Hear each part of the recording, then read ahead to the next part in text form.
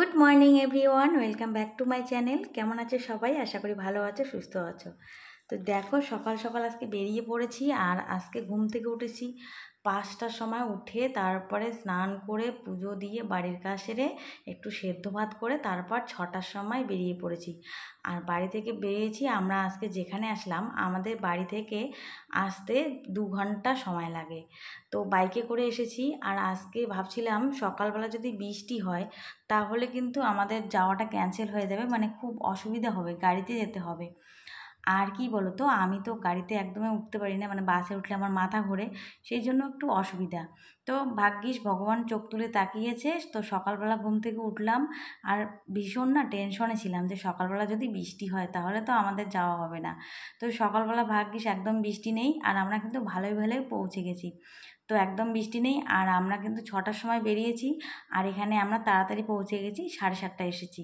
তো ছেলেকে নিয়ে এসেছি লায়ন্স হসপিটালে, মানে চোখের ডাক্তার দেখানোর জন্য। তো ওকে চোখের ডাক্তার দেখালাম, আর আমাদের আজকে তাড়াতাড়ি হয়েছে। তো ছেলেও চোখের ডাক্তার দেখালো, তারপর বড়মশাইও চোখটা দেখিয়ে নিল। তো বরেরও চোখের একটু সমস্যা হয়েছে।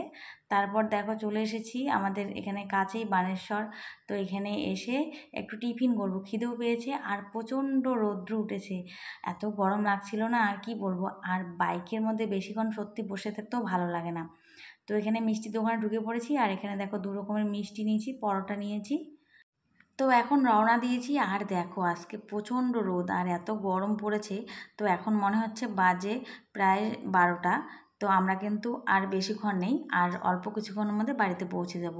তো এখানে একটু ছায়ার মধ্যে দাঁড়িয়েছি, আর এখানে ছেলেকে একটু চোখে ওষুধও দিয়ে দিলাম। আর দেখো প্রচণ্ড রোদ। তো এখানে একটু নিচে নামলাম, একটা সামনে গাছের ছায়া আছে, ওখানে একটু দাঁড়িয়ে রেস্ট করব আর একটু জল খাবো। তো রাস্তা দেখে দেখো অনেকটা নিচে নামতে হয়। তো সামনে হলো ওটা নদী। তো নদীর পাড়ের মধ্যে আমরা আছি, আর এখানে দেখো গাছের সুন্দর ছায়া। তো চলো এখন বাড়ির পথে রওনা দেব।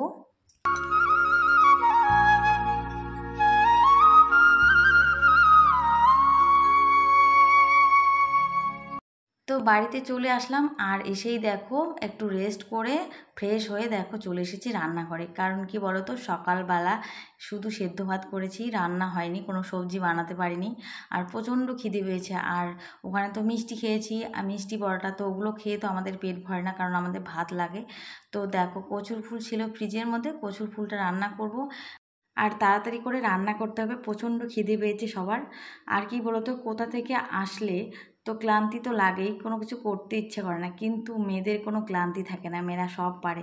তো দেখো কোথা থেকে আসলাম, আসার পর কিন্তু সবাই ক্লান্ত হয়ে গেছে, কিন্তু আমার কিন্তু কোনো রেস্ট নেই। আর কোথাও গেলে না আসার পর একদমই রান্না করতে ইচ্ছা করে না। আর আজকে সকালবেলা গিয়েছি, আর অত সকালে তো অনেক কিছু রান্না করাও যায় না, রান্না করলেও নষ্ট হয়ে যাবে, আর সেই জন্য রান্না করিনি।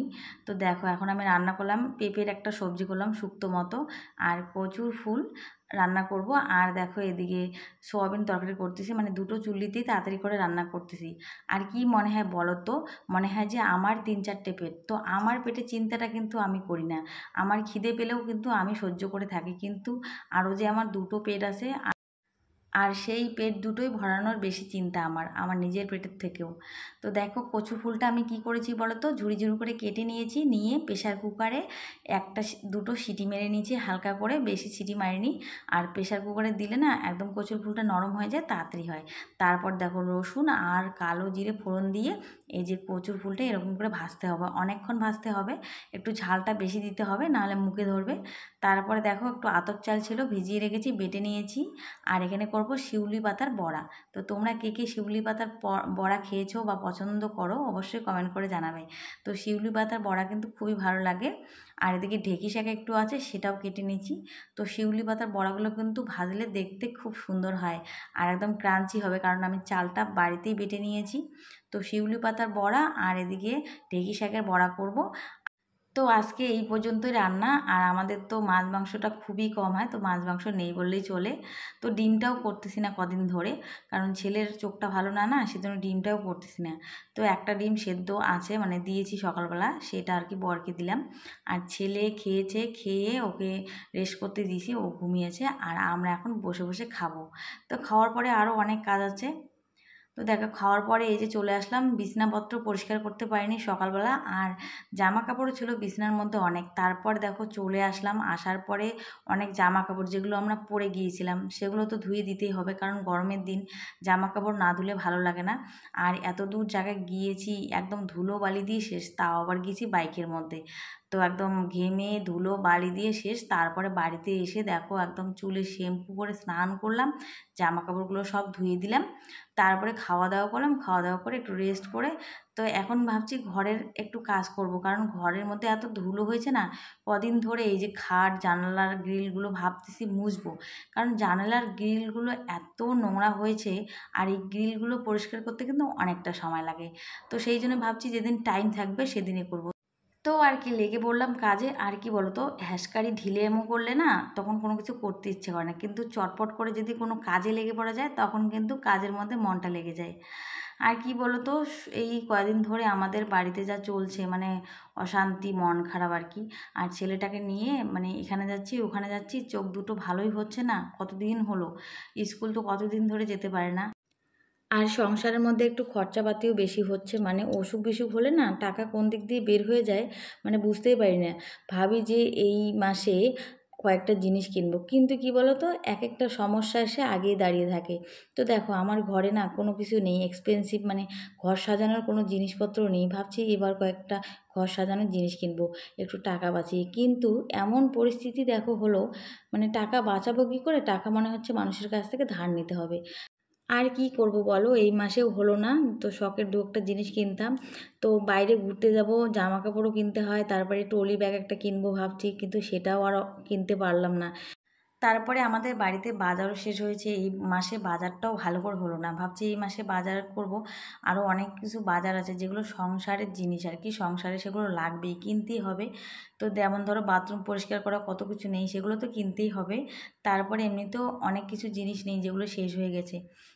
তারপরে আমারও অনেক কিছু কেনার ছিল, মানে আমার পার্সোনাল কিছু জিনিস, তো মেয়েদের তো পার্সোনাল কিছু জিনিস থাকে, যেমন ধরো কসমেটিক্স। তো আমার ধরো কসমেটিক্স শেষ হয়ে গেছে, শ্যাম্পু ক্রিম, আর এগুলো তো লাগে, এগুলো তো মাসে মাসে আনা হয় না, যখন শেষ হয় তখন। কিন্তু এইবার না আমার ওগুলো শেষ হয়ে গেছে, তো অনেক কিছু আনতে হবে, কিন্তু এই চাপের মধ্যে আছি না, ওগুলো আর কেনা মনে হচ্ছে এই মাসে হবে না। তো হয়তো তোমরা অনেকেই বিশ্বাস করবে না যে এইগুলো জিনিস আবার কিনতে পারে না, এমন অবস্থা হয় কারো। তো সত্যি সত্যি কিন্তু আমার এমন অবস্থা হয়েছে। তো দেখো হিসাব করে চলতে চলতে মনে হচ্ছে বুড়োই হয়ে যাব। তো কি বলো তো, সেই বিয়ের পর থেকে কিন্তু আমি হিসাব করে চলে এসেছি, আর এখনও কিন্তু হিসাব করে চলতেছি, আর আগামী দিনেও হয়তো হিসাব করে চলতে হবে। আর কি বলো তো, এখন একটু হিসাবটা আরও বেশি করে চলি। আর কি বলতো, আগে আমাদের ইনকাম কম ছিল কিন্তু খরচাও কম ছিল, কিন্তু এখন কি হয়েছে, ইনকাম যদিও একটু বেড়েছে কিন্তু খরচা আরও দ্বিগুণ বেড়েছে। তো সেই জন্য আরও হিসাবটা বেশি করে করতে হয়। তো শেষে দেখো এই যে বেসিনটা পরিষ্কার করলাম, বেসিনটাও নোংরা হয়েছে। তো এখন এই যে আম কাটলাম আর মৌসুমি কাটলাম, ছেলেকে দেবো। তো আমি চলে এসেছি রান্নাঘরে, আর এখন বানাবো ডিনার, আর আজকে হবে স্পেশাল ডিনার। তো এই দেখো গোল গোল বানিয়ে নিয়েছি আটা, তো আটা গোল গোল বানিয়েছি, আর আটা দিয়ে হবে আজকে গোল গোল পুরি। আটাগুলো তাড়াতাড়ি বেলে নিই, ঝটপট করে বেলতে হবে।